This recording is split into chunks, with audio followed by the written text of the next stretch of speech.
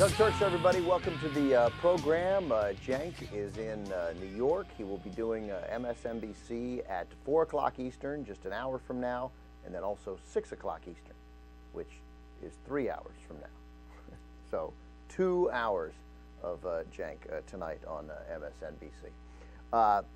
We're doing a show here. It's the last show with this set. Let's take the wide shot. There we go. Look at that. Say goodbye.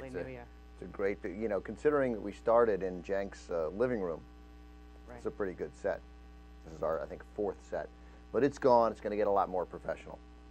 Unfortunately, same people running the show. The woman to my left is Tina Dupuis. Tina, welcome.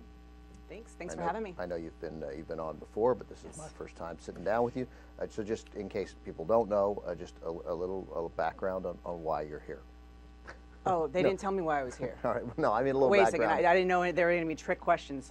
Yeah, I'm a syndicated political columnist. I've written about the Young Turks before, and journalist and fan of the show. So I'm here, while Anna is getting dental work done.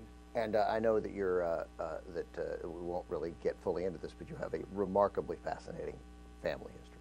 Oh yeah. Oh, let's please not get into my remarkably fascinating family history. We will at another time. You've written right, about yes, it, but it's really definitely yeah. It's No, it's fascinating. All right. So we got good political stuff coming up. Are the Democrats possibly not selling out on the tax cuts? I bet they do. And by the Democrats, I mean Barack Obama. But maybe not. There at least is might be an actual strategy. Right. Well, let's hope. I mean, it's what Politico is reporting today is that they're thinking instead of having the tax cuts just for people making under $250,000 a year, they're thinking now to have it up to $1 million a year, so they can have a hard line of people that are, that it is the Republicans that want millionaires to get a tax break. Puts the pressure on Republicans right. to accept that. We'll talk about that in greater detail. But first, some really fascinating stories from around the world. We'll begin with sort of a crossover political and social commentary story, because it's I can't believe I just called it the social commentary story. It sticks, although it's horrible. Sarah Palin. So is her show aired yet? Or is it just online? It's just online now. There's like a teaser online, and that's what everyone's been talking about. And that's what we've been able to see. The journalist, Joe McGinnis, who's written some great stuff, right, and some less great stuff, but he has taken up residence. He rented, I guess, for the summer, the house next to Sarah Palin's. Right. This was summer feud for the Palins. Right. And so he's there, and so we have what seems to be an incredibly contrived moment between Sarah and Todd. Wait a second. Are you questioning the reality of this reality show? I'm saying it's not even... You sound skeptical to me. I'm saying it's not even a good effort. Like, I know many of them, but this is weak. But you be the judge. This is the Sarah Palin reality show called something. And let's... Alaska. Sarah Palin's Alaska. There you Alaska. Go. Let's take... There's also some good accenting at the end. So hang in there. This is Sarah Palin talking about the invasion of her privacy. Where I like to do a lot of my writing and researching, especially on a beautiful day, is outside on our cement slab, where I get to take in the beauty of the lake. Getting some work done? Yeah. So, are you ready? Are you comfortable up here? I am, if you want to peek around the corner and see if he's over there. But our behavior certainly has changed this summer because of this new neighbor. Yeah, he's probably over there. Do you want me to look? Yeah, that's okay. You need to drill out a little tiny hole there, peephole, and let me look through and see where he is. Our summer fun has been kind of taken away from us because of a new neighbor next door who's writing a hit piece on my wife. I mean, life's about being productive, but these people want to seek and destroy. He doesn't need to be seeing what I'm writing and reading, right? Yeah. Todd and his buddies got out there and built a 14-foot fence, and he's very thankful for that. By the way, I thought that was a good example. What we just did, others could look at and say, oh, this is what we need to do to secure our nation's border. I want Piper to play on the other side of the house too, okay? I think it's an intrusion and an invasion of our privacy, and I don't like it. Some reporters had said I was overreacting, and I wanted to ask them, how would you feel? All right, I'm done with this. If some I think we got the point. So, well, how would you feel? How would you feel? That's right. How would you feel? Although her accent, as with all women who have accents, I love it. I love it. I'm totally turned on by almost every accent that a woman has. Arguably, every woman in the world has an accent of some kind. Well, there you go. There you go. All no, right. but I mean like a girl with a real Southern accent or even a Midwestern accent. Sometimes you get up to Minnesota, you're pushing it. But that's cool. Like, I love how she says This that is like stuff. north of Canada accent. That's right. Everything in there that is both, that is made Sarah Palin a star and why it's totally dangerous that she's a star, I think is in that video. Yeah. Well, they need to build the dang fence. Mm-hmm. Well, it's not just this, but here's how we're going to solve the problem with illegal immigration on the Mexican border. And Tad and his buddies, they're going to go build a 14-foot fence on the Mexican border all over Texas, and we're going to keep them out. Right. We're going to treat illegal Mexicans just like we treat the press. Right. Illegal Mexicans are It's completely the same thing. Joe McGinnis. I like how the reality part is that she's sitting down and she's researching and writing. Yeah, that was great.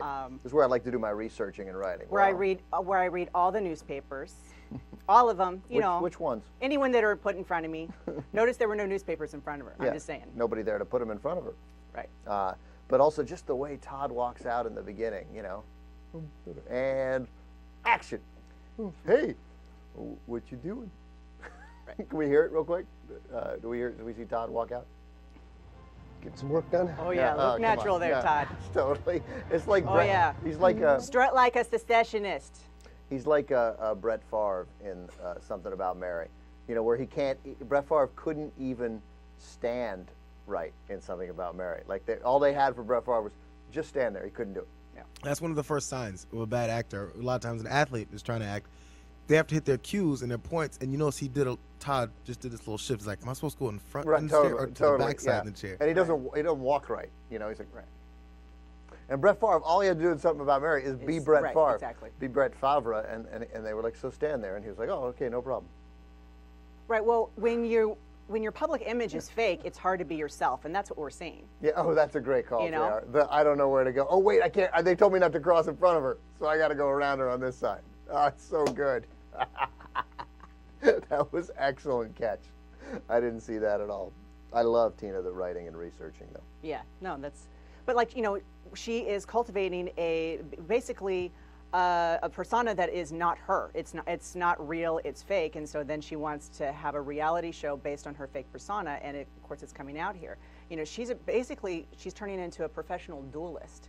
This woman fights with everybody all the time. She always has some kind of bone to pick with everybody. I mean, even media, mainstream right, Republicans. Everybody, right, yeah. everybody.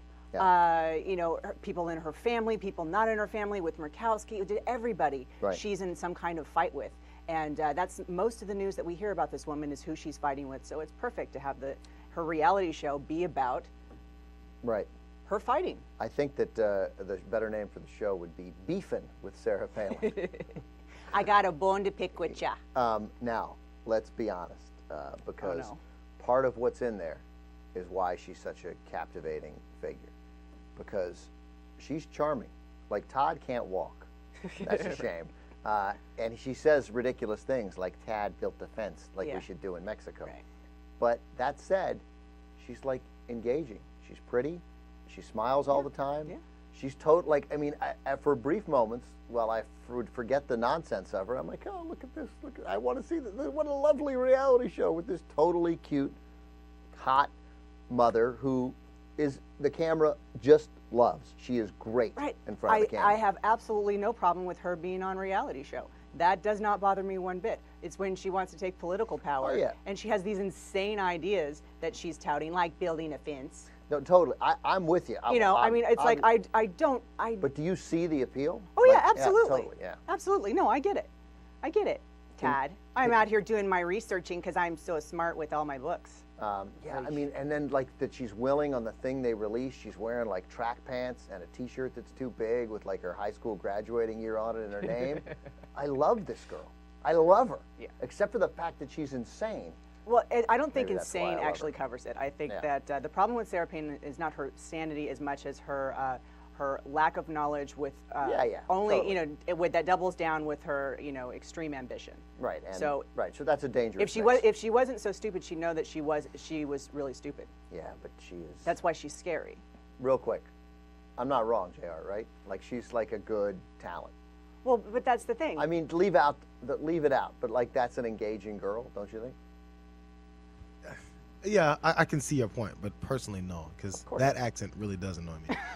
But I see your accent point, but there's some. You don't like a girl with an accent? After 5 minutes, then you go, okay, I don't want to hear this accent anymore. Well, and also she'll say something insane. I mean, she'll say something insane and insulting and ridiculous, like the fence. Right. But still, man, there's something. Whew. Come on, Jesus. Yeah, totally. Jesus is on board, no question. All right, so. Enough of that, though. But so do we know when the show premieres? No. Mm-hmm. Do we? Oh, yeah. No, I don't know. Do you know? It's on TLC. It's on what used to be called the Learning Channel, and right. now is called TLC. Right. The non-learning channel now. Indeed. All right. So I love this story. I have multiple children's story channel. So okay, there are a bunch of good stories, but this one is about the $1 billion house. Yes. Right. And this is I don't know, everything about this house strikes me as awesome. This is owned by, what's his name? Mukesh Ambani, right? Mm-hmm. And he runs Reliance Industries. Mm-hmm. And he's built a 27-story, 400,000-foot square home that is being called Antilla, which is a mythical island, but who cares? So it's 27 stories, it's 400,000 square feet, it has a housekeeping staff of 600, and apparently $1 billion. The weird thing is, it's still a walk-up. Yeah, it's still a what? That's nice. It's really strange. Yeah, you come with the groceries. Oh my God, I'm on the 25th floor. I'm a billionaire. Why do I have to? I totally should have thought about this.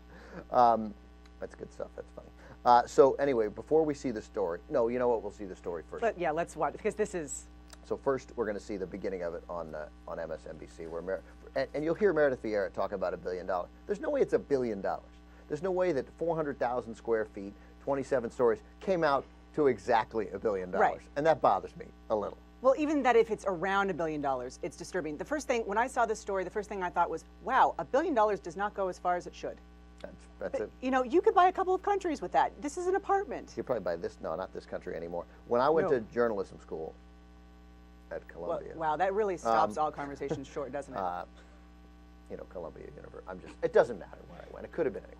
No, but there, the tendency in journalism has always been, if something is, it happened 19 years ago, right. You might say roughly 20 years ago.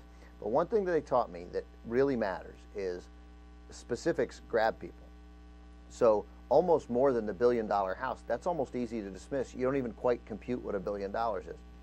If it's $983 million, right. That actually means more in some ways. Or 1.025 billion, because it's a number that tells people this is serious. Over $1 billion. Either way, I think it matters. Even if you said nearly $1 billion, 987 million, people will remember the number 987 million, and it will resonate in their brain more. And I don't believe it's $1 billion. It might be more, but it didn't just it's $1 billion. Weird. It nailed it right on. Let's watch this. Fair enough. Mortgage rates may be at record lows, but they won't help you afford the newest home in India. It is the most expensive home ever built, worth a jaw-dropping $1 billion. And NBC's Ian Williams is there. Good morning to you. President Obama arrives here in Mumbai in just a Come on, I had to include this part. If he needs any reminder... Just stop it for 1 second. Good morning to you. Good morning to you, Tina. Yeah, see, that's why I don't watch television before. Good morning to you. 5, ever. All right. Anyway, he introduces the story. That has to be saved. Here's the actual story. On the facts. It's billed as the world's most expensive home ever. 27 floors of it, soaring above India's financial capital. It's a really cool house. I mean, he's got a theater that seats 50 people. 6 floors of parking, 9 elevators, a health club, grand ballroom, swimming pools, hanging gardens. and all topped by 3 helipads. The home, named Antilia after a mythical island, is astonishing, even by the standards of India's new rich, which likes to show off its wealth. All that money for one family, said Papu, who earns $10 a day selling flutes in the neighborhood. Though other neighbors are impressed. I'm very proud to live next to Ambani. It shows our richness of our country. It also affords a bird's-eye view of Mumbai's slums, still home to more than 60% of the city's population. People are dying of hunger, but just look at that house, this man said. Though in one settlement of huts just down the road, there was more resignation than resentment. Because he's rich and we are poor. You'd be hard-pressed to find anybody here who hasn't heard of the billion-dollar house. It's fast becoming the talk of India, not only for being so over the top, but also for its Lego meets Blade Runner design. If I had that kind of money, I wouldn't want to live in a house like that. Hello magazine recently enticed the usually media-shy Ambanis to a celebrity award dinner, just as speculation mounts as to who'll be joining them for their housewarming later this month. Needless to say, invitations will be much sought after for what's likely to be one of the most extraordinary parties this city has ever seen. I can't help. All right, I won't say it again. It's the best. It's the best. I don't even care anything that happened in the story. If you're going to build a billion-dollar house, your theater better hold more than 50 people. Yeah. It should hold. What happened? You know, it should hold about 50 counties. Oh, did it? Was that what it said? 50 people in their theater. It's like, wow, it's so opulent. 50 people. Yeah, I mean, first of all, you're prepared for 3 helicopters, but you can't. 50 people. Yeah, you know what? Full-size movie theater. That's what I'm saying. Yeah. $1 billion. Yeah, it doesn't have to be like a multiplex. Here's what I think is really important about this story, is that the day after we have, the week after the election, or the week of the election, and we have these the Republicans that are saying the only thing that they want to do is to see Obama fail, and then he goes to a country where they're building a $1 billion house and they can't even get a theater with more than 50 people. It's so great. I think that's a good story. I think that needs to be paid attention to. I think it's a great point. That we're competing with a country where $1 billion won't even buy you a 70-person seat theater. It's like there's union rules for a 99-seat theater. He can't even use the union rules. You'd think you'd make a theater big enough if you wanted to treat the whole household staff. That's what I'm saying. Yeah, right. In the 6 floors of housekeeping Hey, everybody, staff. come on. I mean, this is something that the press needs to be paying attention to. We need to be talking about it this week. We are going to see a movie. I am sorry, not all of you can come. Right. But we're going to have 2 screenings in our $1 billion home. It's funny. There are, by the way, Obama going to India, and they're protecting him. Yes, yeah. Yes. This is national security. This is national security on a very, wait for it, nutty level. Tell everybody what they have done there in India. They have to remove the coconuts. They have taken the coconuts off the near the Gandhi Museum, something like that. Yes. Some but museum. In fairness, it's just the old coconuts. Right. But they've removed all of them. But the young coconuts are up there. Is that right? Yeah. They're only the old coconuts. Apparently, the old coconuts are deadly. Because they are legitimately worried. They removed the coconuts from the trees for Obama's visits because they could fall and hit him on the head. And it turns out, just thrown away in the story, they're like dozens of people die every year in India from falling coconuts. Well, every time someone gets killed by a shark, that's what you say. You go, well, more people die from falling coconuts every year. Is that right? Yes, that's what you say? That is true. That's what one says. Or lightning. You have more people die from lightning than... I have never heard more people die from fallen coconuts in my life. You should hang out with me more, because coconuts are always funny. I haven't heard that one, but the big palm trees that fall off in Southern California all the time. Yeah. I heard in college that those kill people. Mm-hmm. It's a certain number of people every year. Like, it's probably the similar numbers like coconuts. Because those big, I was like, how do those kill people? Like, oh, they're sharp and they're hard and they hit you the wrong way and they cut you. Right. You're having a really, really bad day. We may add a story here that I'll send to Jesus, because look, I'm ignorant, and you're going to explain something to me also. We're going to do real quick. We're going to take a break in a sec, but all right, here's the deal. Yesterday, I talked about how snakes don't have sex. I just mean there's no way. We did the story about how a boa constrictor gave birth like it was a virgin birth. And then I was like, come on, snakes don't have sex. They just don't. And I don't want to hear from the biologist or the scientist or the experts. They just don't. Look at them, they're snakes. So of course, God bless Twitter, one of our listeners sent a video of snakes doing it. And it's, as you might imagine, disgusting. But I'm going to send Jesus that link. We're going to watch snakes having sex.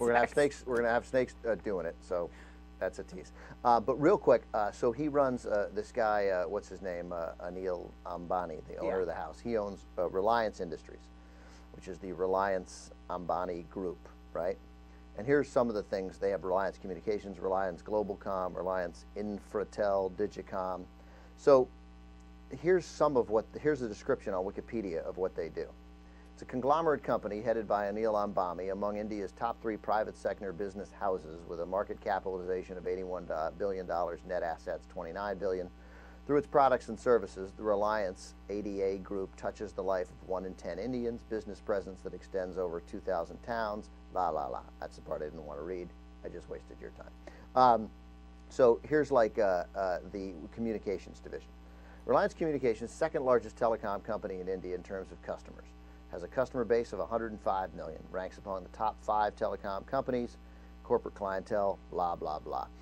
A pan-India, next-generation, integrated, convergent digital network capable of supporting services spanning the entire communications value chain, covering 24,000 towns, 600,000 villages, and over 190,000 kilometers of fiber optic cable systems in India, serves over 21. What the fuck do they do?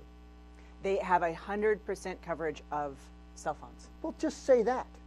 But I mean, but we're talking about India, where everybody, no one's without a cell phone. That's a pan-India, next-generation, integrated, convergent digital network. I don't know what anybody does, man. I don't know what that means. I really don't. And then asset that means it's a lot faster than AT&T. Mutual funds, by the way, also insurance companies and private sector insurers. So they do a lot. Yeah. And they have power companies too. But I can't, I have no ability to reading comprehension. I don't. Like, I can't follow it. I lost them so early. That's called diversifying. Okay, diversifying, I understand. Yeah, You're way smarter than I am. Okay, that was a great segment, wasn't it? What I read, all of what Reliance You're going to edit does. this out later, right? All right, when we come back, we'll get to, we got a lot of good stuff, including, what's the good sex story? Oh, the kid. With snakes. Snakes, but also. Oh, but there's a kid. A 5-year-old cross-dresser. This is a nice teaser. Cross-dresser. Oh, Cross-dresser and his mother. His courageous mother. Yes. All right, we'll be back.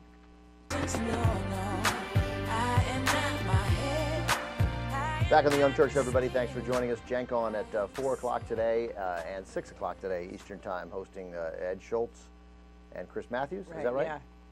Yeah. They got him for cheap, and they're just throwing him up there. It's not Ed Schultz and Chris Matthews. It's not. It's Radigan.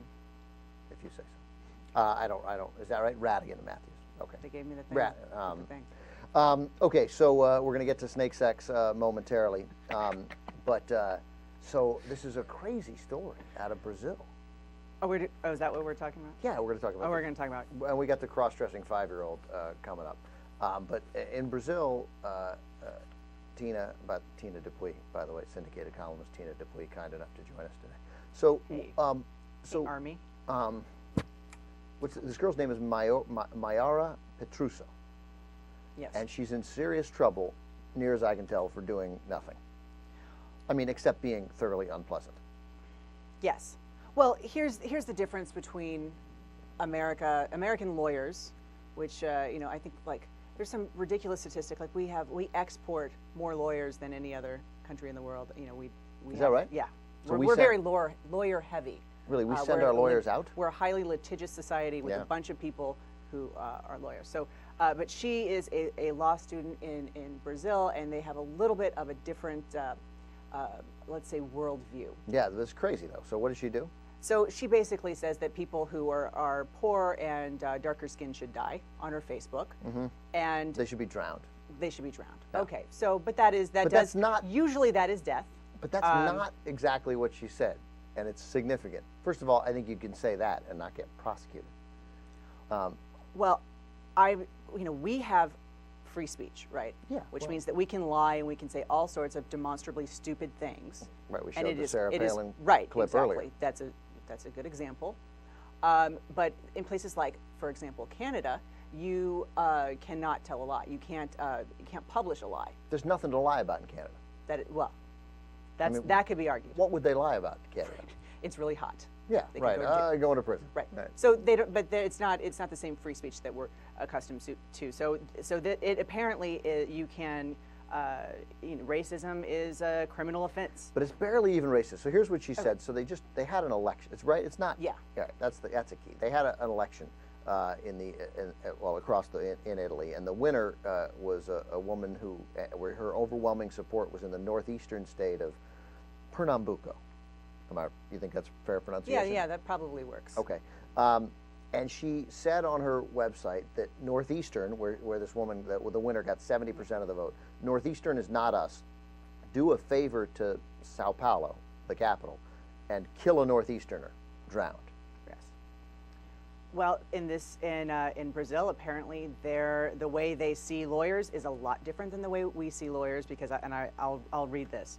It said, how will someone with this behavior become a professional who needs to defend justice and human rights? Yeah, that's not like our lawyers. That is not how we see lawyers. No, that's not how we see No, we see lawyers as right. Suing you for spilling coffee on your ambulances, lap. Right, yeah. exactly. Finding saying reasons. anything to defend their client regardless of the facts. Right, Absolutely. Exactly. We don't even say the phrase human rights because no, that means you're a that means you you're hate a Bush. Secular yeah. humanist. There you go. Yeah. Yeah. No, it's European. Human rights. Human rights is totally European. Totally, yeah. We don't. We're tired of defending people who are lazy. It's practically Sharia law. Right.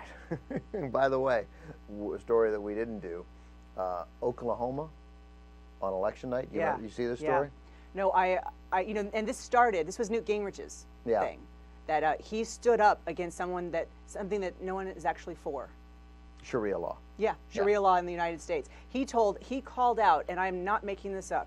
He called out at the two Jewish members of the Supreme Court and said, hey, Sharia law should never be used in American courts. Yeah. And then that's great because it's always happening.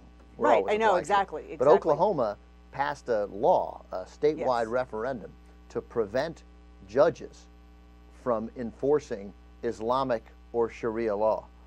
But or anything besides American law.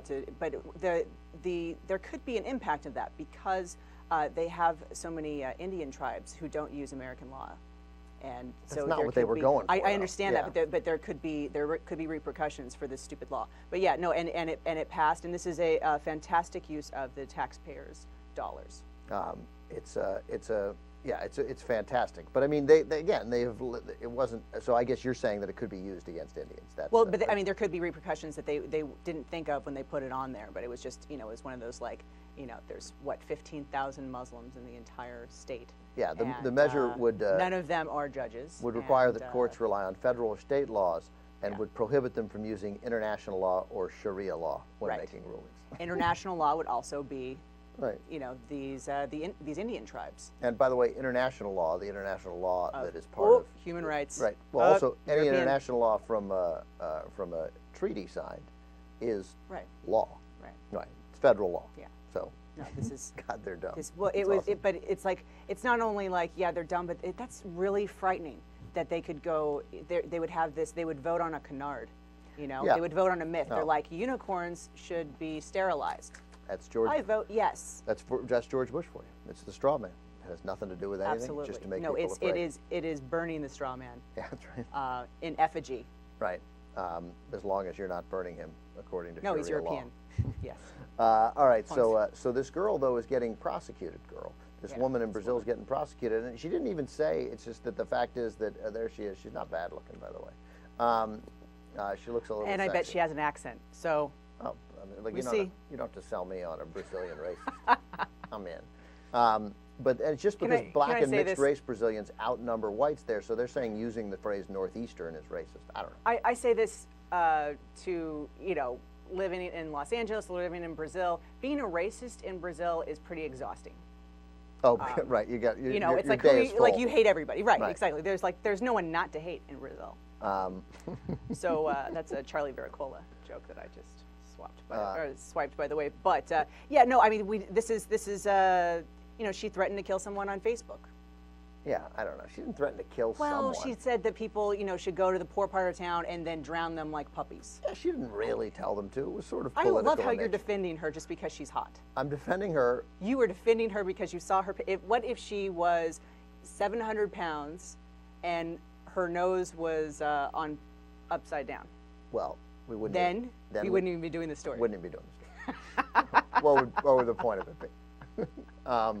No, we're doing it because that said, I got it. She said to drown the Northeasterners is bad. I'm not defending her. I'm saying that's a crazy reason to face a criminal prosecution. You were defending her. No, I'm just saying you get to be a racist and not have a criminal prosecution. Not if you live in Brazil. Right. It's a bad law. If you want to be a racist, you have to move to America. I got it. This is the home of racists. Just because Brazil has a bad law doesn't give us a pass from mocking them for their stupid law, which at some point will be used against some, when the mood changes, will be used against some people in Oklahoma. Right, and that'll be used unless they go to the polls and vote against it. You can't apply Brazilian law to the good people of Oklahoma. All right, one more story before we get to the snake sex. So let's do this, Mom. I don't know. I'm torn on this. Can we show? First of all, here's the mom's child on Halloween. This is.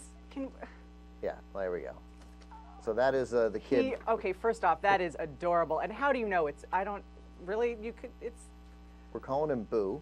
We're calling him Boo. He's dressed as Daphne. And we're calling him a him. I mean. Well, he's a boy. He went as Daphne from Scooby Doo. Yeah, I would Halloween. like. For the record, if he went as Velma, we wouldn't be talking about this. Just. Years ago, he went as Scooby. He loved Scooby Doo. Yes, he loves Scooby Doo. So the issue is, he wanted this costume. They ordered it. It came. He wanted to wear it. And then before the Halloween party at school, he did start to express some trepidation. Yeah. And his mother told him to power through it. And his mother has written this blog, which is really it's wonderful. Okay, I'm not a big mommy blogger reader, but like it is really, really sweet. She points out that it's her kid. Not anybody else's kid. If you think that me allowing my son to be a female character for Halloween is going to, quote, make him gay, then you're an idiot. It's a ridiculous concept. Second, if my son is gay, I will love him no less. Thirdly, I'm not worried that your son will grow up to be an actual ninja, so back off.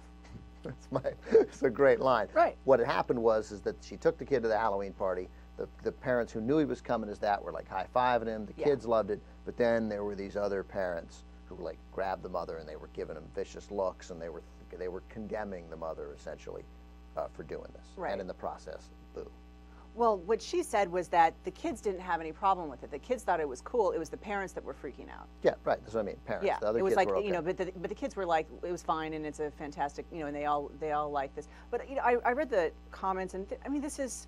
Oh, yeah, you can't read the comments. I know, I do sometimes. I can't help it. I don't read my own comments. I read other people's comments. Like I'm not going to read the comments from this. Yeah, don't. Because they're already like going. So, but don't. The women who complain, the mothers who complained, are ridiculous and hurtful and a little dangerous. But when the kid expresses trepidation because he thinks other kids are going to make fun of him, do you want your kid to go in there anyway at age 5 and be a example? And to man up in a girl costume? Yeah. I'm just like the idea of it, but like what only thing that hesitated me, and this blog is incredibly well written. Yeah. And it's like a inspiration for kids to be whatever they want to be, and she's a loving, caring mother, and she's a winner, there's no question. But at the moments where he was scared to get out of the car on Halloween. Yeah. And if that were my kid, my first instinct wouldn't have been, hey, it's okay, do whatever you want. It would have been, you want to go home and put on another costume? This one's great, and you can do whatever you want. I disagree. I say, you know, you've made a decision. This is like, you want to do it. I know, but even when you're 5, you made a decision, and this is something that you like, go and own it. You know, yeah. Go in there, have some courage. I mean, we kind of want to coddle children until they're 35 years old, and then wonder why they still live at home. But we're not coddling them until you're 35. Well, we're talking about like coddling them until he's 6. Okay. Well, he's no longer 4. Right. So he can go in there and have courage. This is something that he enjoyed doing. He's totally it worked into out. it. He liked it, and he had a good time. He apparently liked it. That's He needed to, you know, sometimes you need to push him to get into the water. And Maybe. That's make the only him swim, thing. The only even when thing, they're 5. The only thing that made me hesitate, and like stick-to-itiveness, and you know, you made this decision.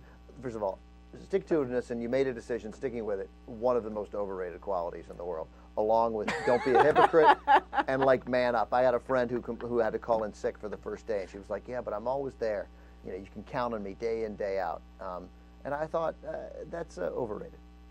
Like being like, oh, who cares? Being accountable. You're like that's like being. You want to be pretty accountable, but you don't have to be accountable on everything all the time. Then you're not interesting. Look, I was raised by wolves, so yeah, you know, I mean, I really was. So you know, this kid is adorable. His mother seems like she loves her child, and even if he's not gay, he had a little phase back in, you know. Right. In 2010, right, when he was 5. When he was 5. You know, I mean, some of my best friends wore capes to school until they were 17. So, you know. Her last line. I've covered Comic-Con. You know, I'm all for people dressing up in weird costumes and walking around. And you know, but if you're going to be a stormtrooper, you know, please don't have a beer belly. That's all I ask. You know, I'm not really a picky person. So here we. Neither am I. I don't mind. I'm going to get hate mail for that. So here we go. She says that you should love your kids no matter what. She says if he wants to carry a purse or marry a man or paint fingernails with his best girlfriend, then okay. My job as his mother is not to stifle that man that he will be, but to help him along the way. Mine is not to dictate what is normal and what is not, but to help him become a good person. I hope I'm doing that. And just to be clear, earlier she's like, this doesn't in any way mean my son is gay. No. He might. There's tons of people who like to, you know, they like women's clothes, they like women, they like dressing up as women, but they also like sleeping with women. Right, I know, but again, you're applying. Like I know he's 5. He's 5. I know he's 5, but you know, you have 5-year-olds that have you know, crushes on, you know. Sure. Adults. I just want to point out that she's not saying I'm like. You know, this. Who knows what he is? Maybe he's gay. Maybe he's not. Right. It doesn't matter. But this to me seems like, you know, he has a little crush on Daphne. He wants to be just like her. Right. I just, you know, I'm saying that it doesn't have to. It's not very gay. Right. It also, what we've also learned from this is that kid is totally gay. He is, but I mean, it's so cute. It is cute. I mean, even as adults, you'll see Halloween and stuff like that. You'll get guys that think it's just funny. Guys will dress up completely like a girl, and then they'll go, "Oh my God, that guy must be gay." I was at a BLT party. Was a black tie, lingerie, or a toga? Right, you one of the 3.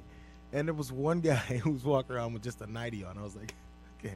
And it was obvious that it was, you know, he had a full beard and was just the hairiest guy. And it was just funny. Right. Well, that's was always the whole point. Hilarious. Right. So that was just the whole point of him doing that. But it's weird because once you're adults, we don't start going, that guy's totally gay. But that is a really good point. And it is, you know, you can dress up like a woman and be obsessed with women's clothing and the whole thing. I know guys that are way more into shoes than I've ever thought about women's shoes, ever, and they are very heterosexual. So you think. One of the things that I liked very much that this mother pointed out, which is nothing but a great point, is that no one would have said anything if the girl had dressed up as as Shaggy, right, or the blonde gay guy on Scooby-Doo. Mm-hmm. What's his name? The blonde gay. I want to say Hank, but I don't know. He's gay. It's not Hank. That's what I'm saying. That one's gay. Yeah, look at them. They're killing themselves in the other room. You know, right, because the irony that, like, they've had too much Scooby snacks. His name's like... to be able to remember the names. His name is like Stuart. It's like Steve or something. I think it's Stuart. By the way, Stuart's a pretty gay name. Doesn't someone have Google? No, anyway, this mom's awesome, and the kid is awesome, and the whole thing is awesome. I don't worry about this kid. And the notion that, one, of course, doesn't matter whether the kid's gay, and secondly, that there's something wrong with that is exactly what the kid was afraid of in the first place. Anyway, this blog's really well written. Can we post a link to this blog on the website? Of course we can. Let's do that because it's really it's really it's a fantastic story. And all right, so can we do snake sex? All right, so yesterday on the show I pointed out what everyone knows to be true is that snakes don't have sex, and who knows how we get more snakes. They just show up, and it's always upsetting when they do. And so, who knows how we get more snakes? Apparently, we're allowing, once again, facts to get in the way of something amusing. So with this, God bless whoever sent me this on Twitter. I love it. It was Dorsk188, and it was very helpful. And here is a part of this video of some sort of documentary on snakes doing it. And I want to warn you, it's freaking gross. Is it gross because it's snakes? Here's this guy. Well, here we are in a limestone pit, approximately the size of an average living room, and I'm surrounded by 15,000 red-sided garter snakes. Hey. These snakes afford an outstanding opportunity to study some very difficult questions because these numbers here are just unprecedented. You'll never see numbers of snakes like this anywhere else in the world. Or an Indiana Jones film. There are several things that are involved with the overwintering of these garter snakes. This is not the most animals when they come out in the spring. Where's they the have gross the luxury part? of time. First of all, but hang with us because look, it's still disgusting. Okay. Look at them. They're all crawling over each other. None of them bathe. Do you think they know the other snakes? By the way, one of the things that is interesting here is that they don't know what happens. Literally, at this point in life, they don't know what happens to one-year-old from snakes from the time they're born until they're 1. Because in that 15,000 snakes, there are no snakes under 1. They literally don't know where they are. Hang on, here we go. These snakes, not only can they store sperm for 6 weeks, these females are noted for storing sperm for literally years. So years from now, this female could produce viable offspring from a mating several years earlier. Disgusting. As the female emerges from the den, she is approached by dozens of potential suitors. Attracted by this her is why the unique Bible scent, doesn't like snakes the either. males rub their chins against the female in the hope of stimulating her. Yeah, that's gonna work. They create what is known as a mating ball around a single female. A mating ball. A mass competition in which there can be few winners. Oh, look at her. 4. This one female may be their only chance to mate this year. Don't even bother. Oh, come on! How does the female, for instance, Get choose your hand that out of there, lucky freak! male among the hundreds of suitors? Currently, we just don't have a good feeling for that. In many other species of mammals, Yeah, for okay, instance, enough. Here's why the big- female doesn't choose, we don't know what suitor she chooses, because all her suitors are fucking snakes. All right, so anyway, thank you for sending me the video. No, it's a mating ball. Yeah, it's a mating ball. It's like, how do snakes do it? They do it in a mating ball. Did that, did that turn you on a little, the mating ball? No, they're snakes. Yeah, all right. It's snake sex. I just like that, like, we don't know where snakes come from. We don't. It's unclear. The snake stork comes and brings the little 1-year-old snakes and then takes them away until they're adult snakes. That's true, though. They don't know. They're like buried so far underground, they don't know where they are. Like these snakes all live in the 15,000 snakes, so gross, live in one place, but they can't But those are garter snakes. Those are nice snakes. Those are the snakes they're that nice snakes. you know. They're just less unpleasant snakes. Right, they're like non-Tea Party This Republicans. is the bias. This is your Oh, bias. listen. Can you back it up a little? Just back it up a second. No, No, go back to the mating ball. No, hold on. Listen to this. Okay, listen to this. The babies are born live, and there's a mystery with these babies. There's a lost year, we call it. Oh wow, they're born. They're not. Because I in thought the snakes fall, laid eggs. immediately after Lost giving year. birth, the females and the males, the adult males, will return to these same dens. But the babies are a mystery. We don't know where the They're cold-blooded and they have babies live are. There were birth. That's no amazing. First year We don't know. snakes in this den. We do too. Where are they? Where do they overwinter that first year? That's a great mystery to us, and we want to try to figure that out. Okay, here's what I need from you. I'm sorry, Ben. They don't know where they are. I mean, they're somewhere, but they don't know where they are. Yeah, they don't know where they are. Fine, but we do know how they do it. I don't think so. By the way, we still don't. By rubbing their head on the other snake's head? You know what? I'm buying it, but it doesn't make any sense. It's like saying, we don't know where the lions are going. Totally. Well, follow them. Find out where they're going for that year. Well, aren't you researching? Hey, we got the little cameras now. Stick one on a snake. I mean, how do they not? I don't know. It's just That's what I thought too. I'm like, how do they not we know? just don't know because we decided to stop watching. This doesn't. Right, we got bored, but also we got totally grossed yeah. out. I mean, how do you go after the mating ball? I mean, that's. I know it's a tough sell. Pretty, you know, I don't. It's anticlimactic after the meeting. It does not make you trust the professors at Oregon State University. They're like, we don't know. We can't figure it out. And then we had to go home. It was getting dark. Oregon State. What kind of scientist are you? The guy that goes to Oregon State. Write letters. Go ahead. Nah, it's a good school. All right. So we don't even have to take a break. We can do another story here before we finish. Oh, yeah. We're done with breaks, right? We're good. This is I like this story also because it's got either a ridiculous thing said by a company spokesman at Domino's, or is foolishly written by, God bless everybody at the Huffington Post, but by Curtis Wong. I don't want to call him out. And it's a good story, and he's, I'm sure, awesome. But so Domino's Pizza in Japan is offering a part-time job to one applicant this December. And what's interesting, Tina, about this job? What's interesting about this job? Yeah, did you not read the story? Oh no, I did read the story, but I was like, but I don't understand I don't understand the quote. I'm still stuck. No, on the I'll quote. get to the quote. Okay. So how much do they make? So they usually make about 1,000 yen, which is $12.41 an hour. That's way more than we make per hour, right? Isn't it? It's higher than minimum wage, but absolutely for delivering pizzas, absolutely. That's like probably about $5 more. So here, for an hour's work in December, they will give some lucky applicant $31,000, 2.5 million yen, 31 grand for just doing an hour's worth of work. And it's to celebrate the 25th anniversary, 2.5 million yen, of Domino's in Japan. First of all, I had no idea they had Domino's in Japan, but I don't know anything about Japan. Then there's a second promotion. If you don't win the first promotion, the second promotion gives you free pizza to anyone born on September 30th, which is the company's actual anniversary, to their birthday. So you get a free pizza every year on your birthday until you're 25. Like, first of all, just do it for the rest of their lives. Right. It's not going to. It's a pizza. Right. Well, yeah. I mean.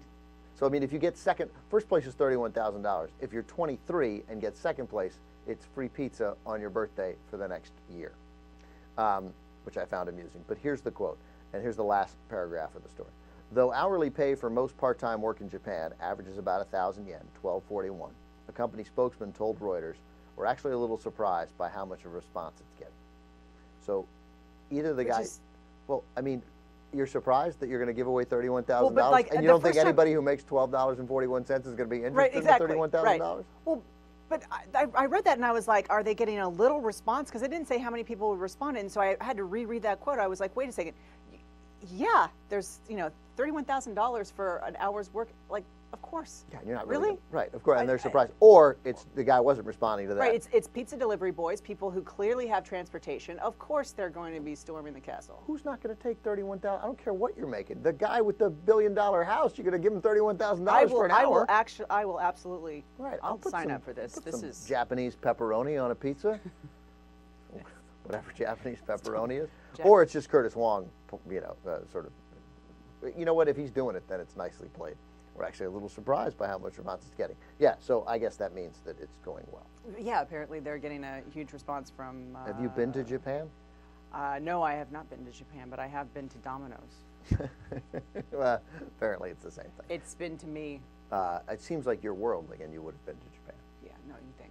Where other countries have you been? I've never been to Asia. But, really? Yeah, I've been to South America and Europe.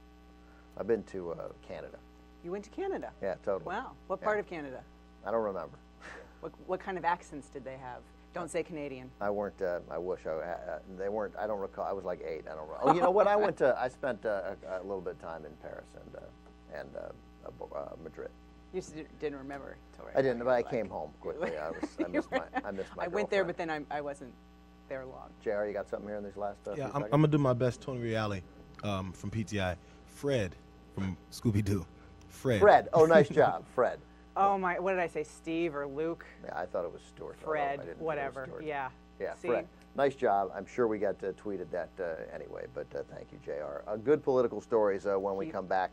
Dems offering. See, if he was gay, he would be Frederick.